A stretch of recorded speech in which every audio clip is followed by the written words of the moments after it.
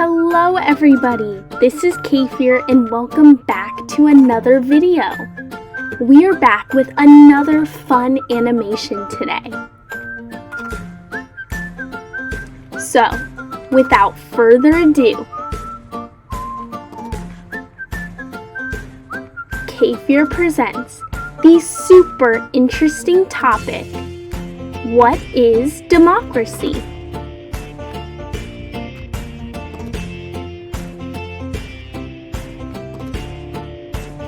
Now, the concept of democracy can be a little complicated, but don't worry, we will break it all down for you today. To begin, democracy directly translates to rule by the people. But what exactly does that mean? Let's break it down even further. What is democracy? Democracy is a type of government where the laws, policies, and leaders are all decided by the people. You may be asking, what were the first types of democracy? The earliest abstract form of democracy was practiced in hunter-gatherer societies a very long time ago during prehistoric times. A more traditional form of democracy dates back all the way to a city-state in ancient Greece. You may recognize it. It's called Athens. Let's move on to the different types of democracy today. There are 3. There is a participatory democracy. This is where citizens decide on laws and policies, and then leaders in office work to enforce those laws and policies that the citizens decided on.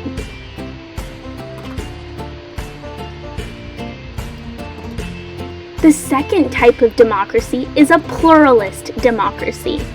This is where different groups of people with opposing views compete to pass and enforce the laws and policies that they want to see. Finally, there is an elite democracy. This type of democracy is where a small group of people are solely responsible for passing and enforcing laws and policies. They are usually very wealthy and powerful. Now, what are some of the things that make a democracy a democracy? There are 4 main characteristics. Let's find out what those characteristics are.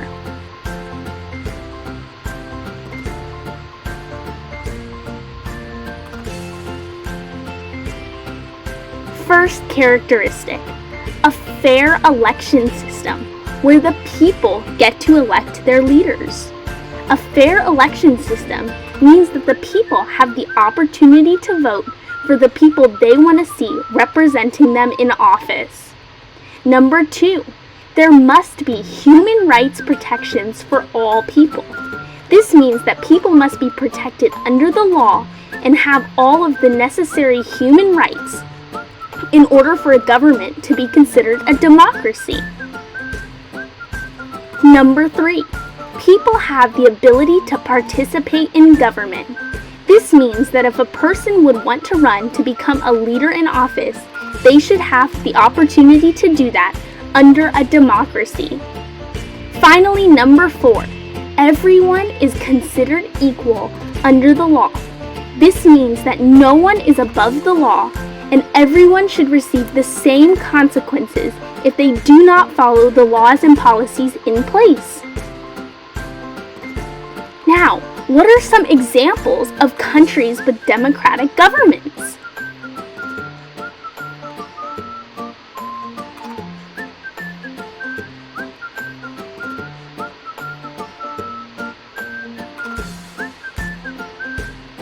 Some examples include the United States, Greece, South Korea, and Australia. Some other examples of countries that have some of the characteristics of a democracy include Norway, Belgium, and Costa Rica. Now, how about we think about democracy a little bit further and try this activity? Let's apply the idea of democracy to our real lives. But how are we supposed to do that? Let's think about how a democracy would work inside the classroom. What role would the students have in the classroom? What role would the teacher have in the classroom? Who would decide on the rules and procedures in the classroom? How would the classroom dynamic change?